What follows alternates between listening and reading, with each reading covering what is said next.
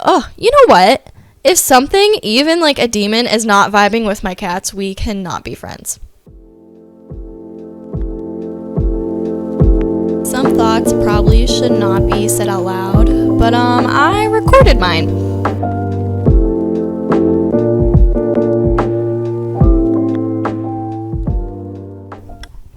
Hi guys, it's Mara. What was that? Did you guys hear that? Oh my gosh, this is not good for this episode. I'm scared. I should not be recording this at night. Anyway, hi guys, it's Mara. Welcome back to the podcast where I share my thoughts with all of you on the internet. I now have goosebumps, and it's dark outside, and it's like late at night, and I'm home alone, and I'm recording an episode about paranormal activity. And I'm sitting right next to my basement stairs with the door wide open. I am so brave. I am so brave right now. Okay. Anyway, that's a great way to start this episode. So today I want to talk about paranormal activity and possessions. I have some Reddit stories to share with you guys. I have some fun facts about the movie, and I think that's all, but let's get into it. So first, I want to talk about the movie Paranormal Activity because it is spooky season, and this was the first spooky movie that I ever saw. I was very young, though, when I saw it. I had to have been like 10 or 11, 12 in that age range, and I saw it with my cousin for the first time, and I was terrified. And still to this day, it's one of my favorite scary movies. It's not like Halloween themed, really, but it is scary. And there's so many of them now. I'm not sure if I'm like caught up in seeing all of them or not. I think so. Oh no, I keep hearing noises. There's no way I'm editing this tonight. I keep hearing weird noises and it's freaking me out. I feel like I should like go record in my bed or something, or like a safe spot, or ooh, okay. So, it was the first scary movie that I've seen, and I was like, you know what, I need to know if this was, like, based off of a true story. So, I searched it, and it is not, which does make me feel a little bit better about me sitting here freaking out right now. Yeah. But I did find out some cool little fun facts about the movies. The director actually used his own house, and I really wanted to know how he felt, like, after the fact, recording that in his house, and then like having the movie everywhere, and then having to like go and sleep and live and do his everyday life in the house that Paranormal Activity was like filmed in. Not that like what they were filming was real, but maybe he like made some bad juju and like manifested some bad demon vibes up in that house and then like had to sit with it. I don't know. But, yeah, in the first movie, he used his own house, and his actors were only paid $500, because it was, like, I think he said the budget was $15,000 for that entire movie, like, everything, production, editing, yeah. And lots of it was actually improvised, so imagine improvising being dragged down the hallway and down the stairs. Wow, they did a good job. That part was terrifying, and that's all I can think of right now because I'm sitting right next to, like, my basement stairs, and the door is wide open. And it's dark outside, guys. It is dark outside, which means, like, it's prime spooky time. But for some reason, I read, like, during witching hour is, like, the scariest time, and that's, like, midnight to 3 a.m. And it's only 9:30 right now, so I should be okay. But I'm also exhausted. I get tired, like, so quick. Anyway, that's off topic. It also only took a week to film that movie, but it was like filmed, I think they said in like 2006 or something, and then they didn't release it until 2009. So if you have seen the movie Paranormal Activity, you'll know that like the house is haunted, a bunch of stuff like happens, and it like attaches to the Katie girl and like attacks her and stuff. But in my opinion, the scariest part of it is when she like gets possessed, and that starts happening. I'm pretty sure in the other movies too, they get possessed by like this demon thing, and I'm terrified by that. I'm terrified by like possession. I think that might be like the thing that scares me most around like Halloween time. Is like movies that have to do about like exorcisms and like possession and like haunting, all of that. I don't know. I just, I don't like it. And I picked a really bad time to record this episode. But, I have these reoccurring dreams, and I know I've talked about them before in a podcast episode. I think it was during season 1. I may have brought it up in season 2. I don't know.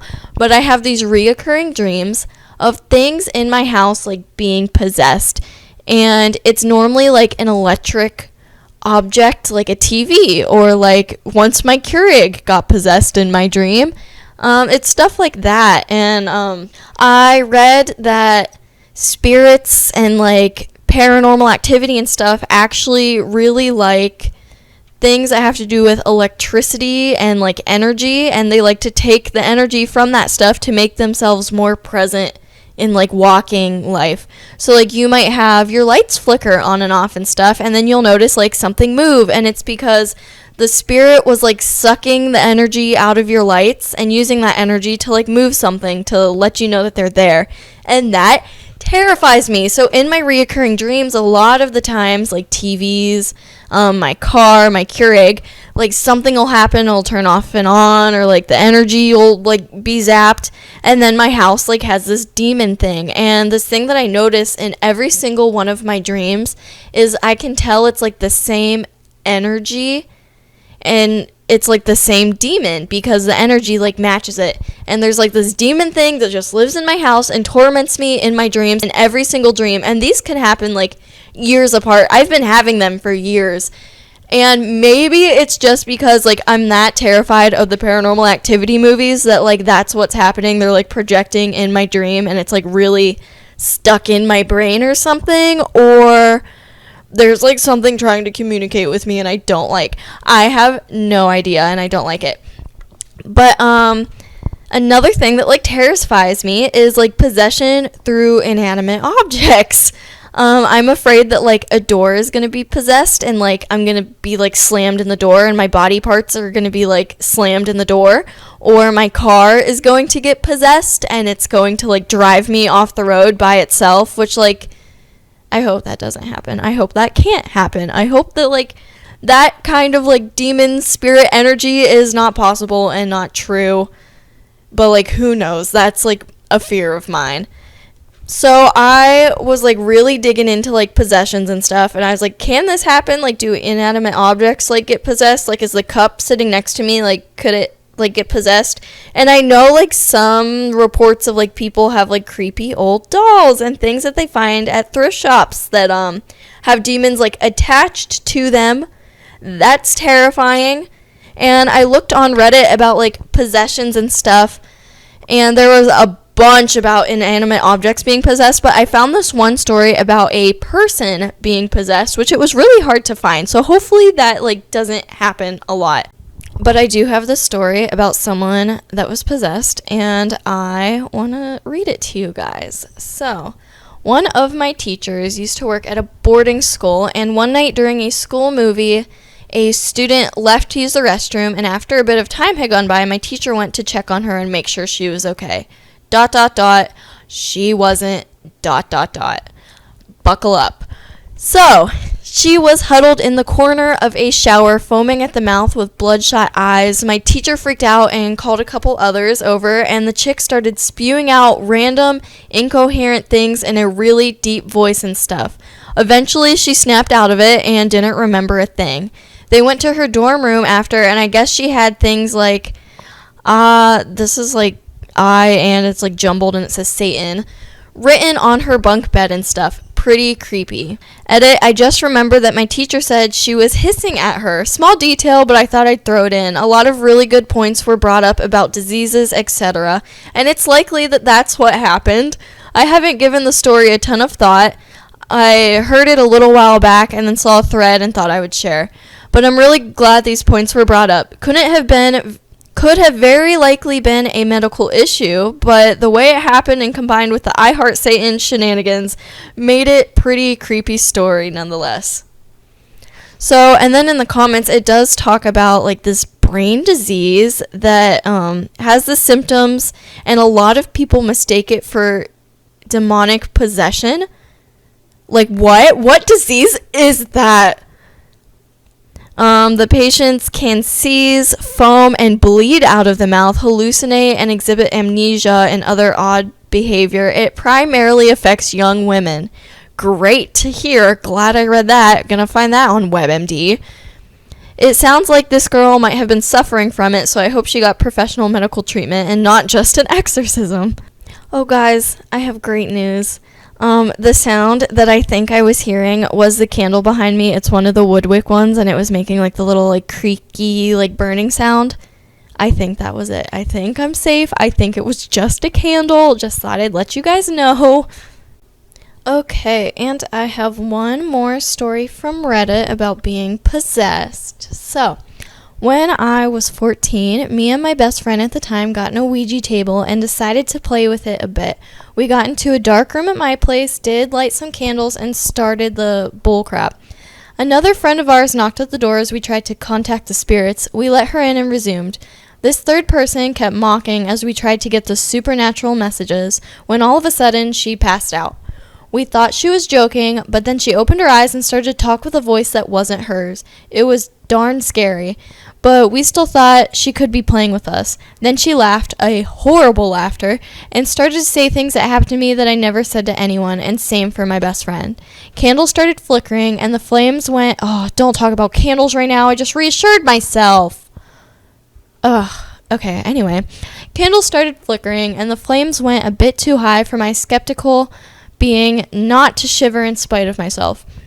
My best friend ran out of my place straight to her neighbor, who was a Candomble's mother of saint. I'm not sure what that is. When the woman came to my place and saw our friend, she gasped and told us to help bringing the girl to her place.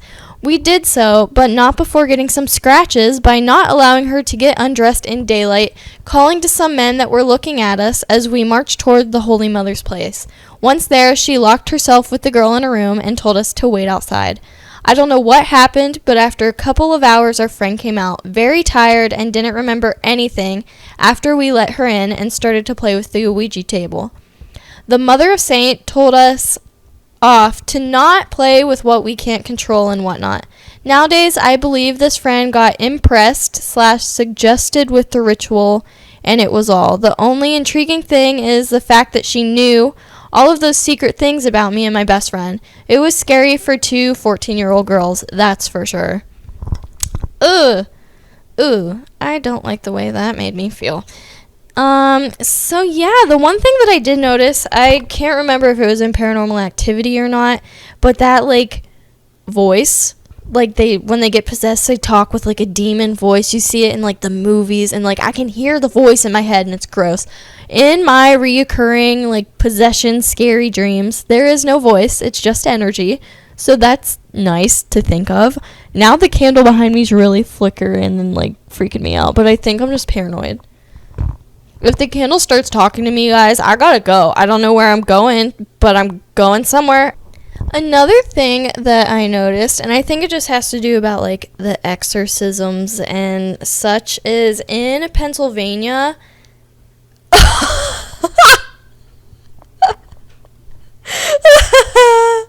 Guys, I just so confidently said in Pennsylvania because on my show notes I wrote in PA as in Paranormal Activity.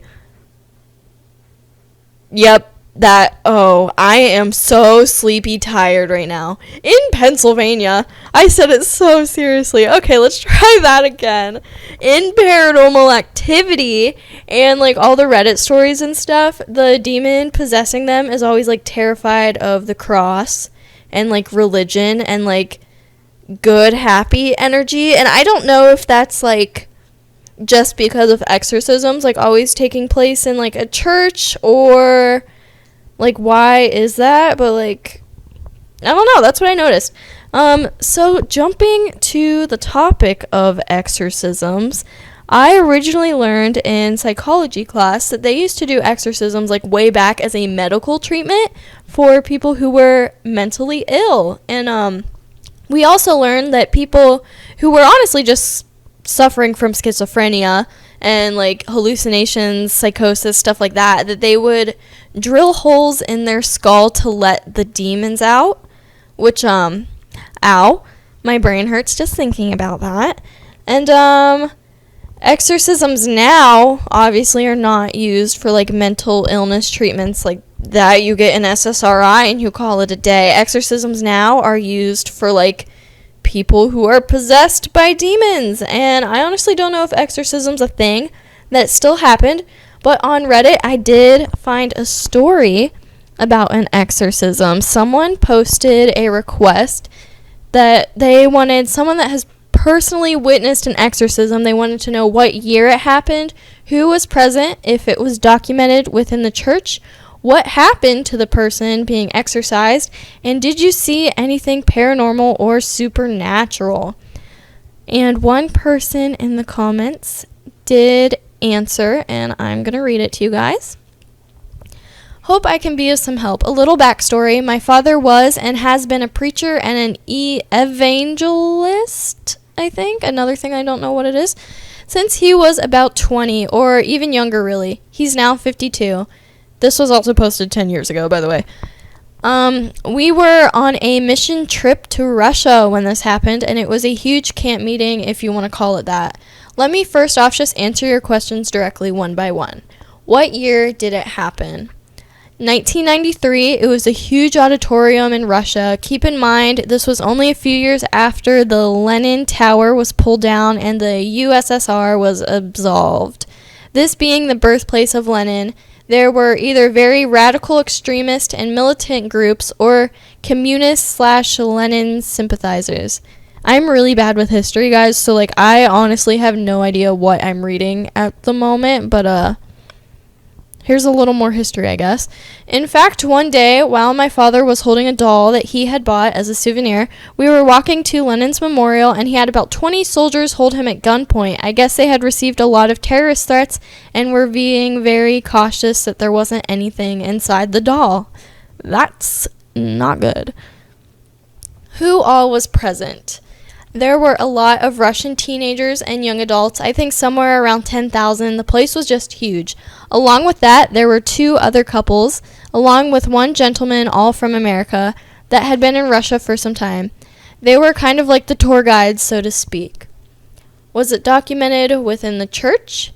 In lieu of what I've already mentioned, there really wasn't a church per se to document it in, so definitely not in writing. A lot of people were talking about it for quite a few months, even when we arrived back in the States. What happened to the person being exorcised? She started shaking convulsively and fell backwards. I don't think she got up until 2 a.m. that morning. Did you see anything paranormal or supernatural occur? Please keep in mind with all my responses that I'm not saying there is a spirit or there isn't, so take what you want from this. I was merely observing, and I was terrified as crap, though. So my father is praying for this lady. There's an interpreter with him, not being fluent in Russian. She's shaking and crying the whole time with her arms just lying down at her side. All of a sudden, when things started to seem to get intense, her eyes rolled in the back of her head, and she started speaking some language that all the fluent Russian speaking people in the area swore they had not heard before. And honestly, it didn't sound like Russian at all. She then paused after about 10 seconds of that, looked my father straight in the eyes, and I swear to everything that is holy, said to him in the most perfect American accent, in English, of course, in a man's voice, "This is my domain. You're not allowed here. You will suffer the lake of fire for your hearsay." Of course, this was a woman, probably mid-late 30s. It scared the heck out of this 8-year-old.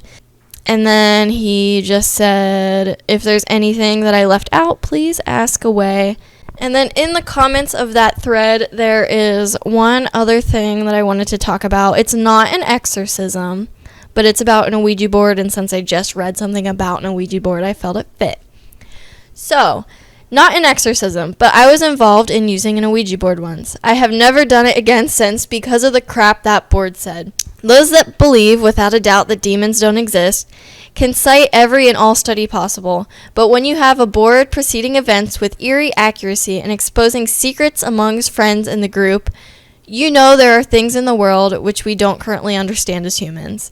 Twice, the cats in the house would stare at the board and howl at it, hiss and freak everyone out. The board said it hated cats and to remove them, so we did. When we switched rooms later, the cats got in and did the same thing.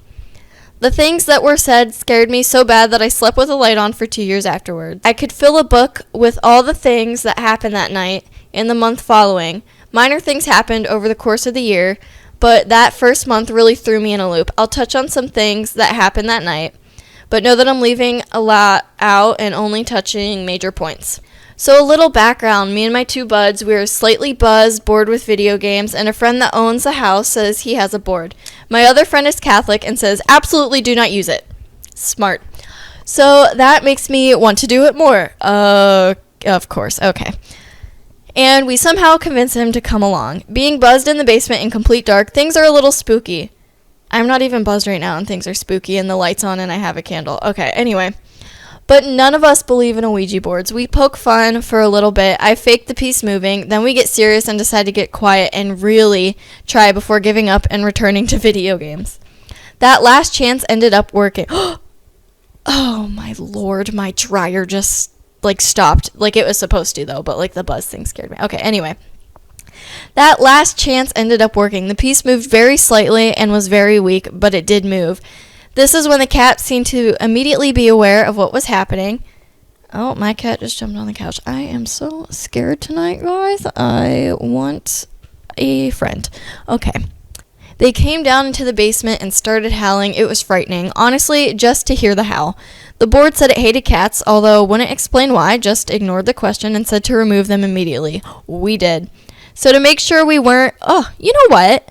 If something, even a demon, is not vibing with my cats, we cannot be friends. Okay, so to make sure we weren't being played by each other, we all took turns moving the piece without help. We could still communicate. Okay, so we asked it to predict something.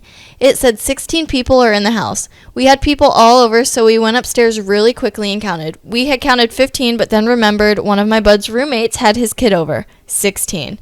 The entity, which I won't name, I'll admit still out of fear, then predicted my friend's next drug test. He was on probation for smoking pot.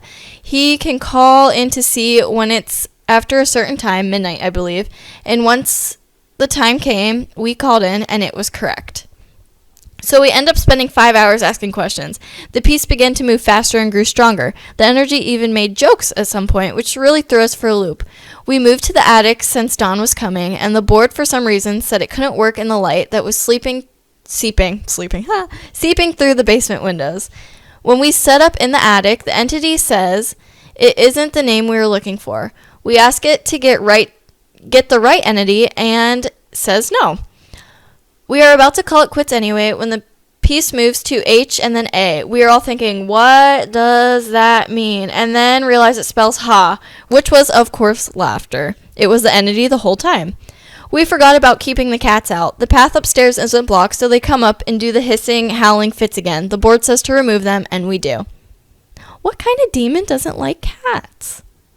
Okay, so throughout the process, Catholic boy is freaking out, and the entity is constantly freaking him out by moving the piece off the board and into his lap. At one point, it calls him his pet. Crap gets weird, and we decide to stop. We read that you have to ask the entity to go... Why can't I read right now? We read that you have to ask the entity to go to the goodbye text to clear the board, but the entity continually says it won't do that and that it will follow us for the rest of our lives. It starts predicting other things and saying effed up crap that I won't get into, so we finally convince it to say goodbye. Book falls off a very stable bookshelf when this happens. I leave a little bit after. A month later, I'm back playing video games, completely forgot about the incident, despite having insane nightmares almost every night of the week, and weird things happen to me. Same house, same 2 friends. We were playing Halo and expecting another friend. I hear a door slam. I look at my friend that owned the house and say, about effing time, and then look at the clock. It's 2 a.m., and it turns out that friend couldn't make it. That was the door in the attic slamming, and we all look at each other wearily. My bud's girlfriend and roommate start talking about voices, door slams, etc., and how they won't stay in the house by themselves anymore. This is just a very broad summary. A lot of crazy crap has happened since that board was used. Secrets in the group were given out. Predictions came true that I didn't touch on. We all had crazy nightmares, and at one point a dream my girlfriend had of the demon floating above me while I was up late at night with her in bed. a real surreal dream where she was in the perspective of the corner of the room in real time happened. She drew the demon, and I can verify it's effed up. I was awake at the time and saw my window blinds move back and forth in an S pattern, which isn't natural and no reason for them to do that. She saw this in the dream. The demon was laughing while he was moving the blinds on the window. Things like this, which I don't care to remember, happened frequently for a while there. Anyway, I tell all my friends not to mess with them. I'll tell my kids not to. There are things we don't understand, and I'll never use one again in my lifetime. I recommend no one else does either, after doing a bit more asking around friends who had similar experiences. I did not read this fully before I shared it with you guys, and now I'm terrified. Reading the comments though, everyone's like, every time I use an Ouija board, it just ends in an argument of me and my friends about who moved it and stuff like that. So I'm just gonna try to keep that in my brain and reassure myself that I'm okay in this house and it's just the candle. But the last little thing that I have to talk about with you guys is, as you saw mentioned in the last story, cats, I feel are just super spiritual. Anytime you see a movie or something that has a witch in it, they always have a feline friend, like the black kitty named Salem. Everyone knows that cat, and I'm convinced that cats have some type of spiritual connection to a new dimension that humans can't even see. And my cat isn't with me right now, and it's making me really sad, but I think that's a cute little thing to think about. I think that's why black cats are always everywhere. I don't think it's a superstition type thing. I think that cats really are spiritual in a way, in a new dimension, seeing spirits, something like that. Maybe that's something for a new episode to look into. Maybe do an episode just on cats, but in a cool way, a cool cat. Okay, I think that means that I need to be done when I start making jokes like that. All right, thank you guys so much for listening. I'm terrified now, and I am scared of turning the lights on. I might sleep with all the lights on in my house tonight. That might have to happen. Okay. Well, guys, if you haven't, please give this podcast a rate on your streaming platform, and I almost said subscribe. Follow our Instagram page @_thoughtspodcast, and make sure to tune in next week for a new spooky season episode.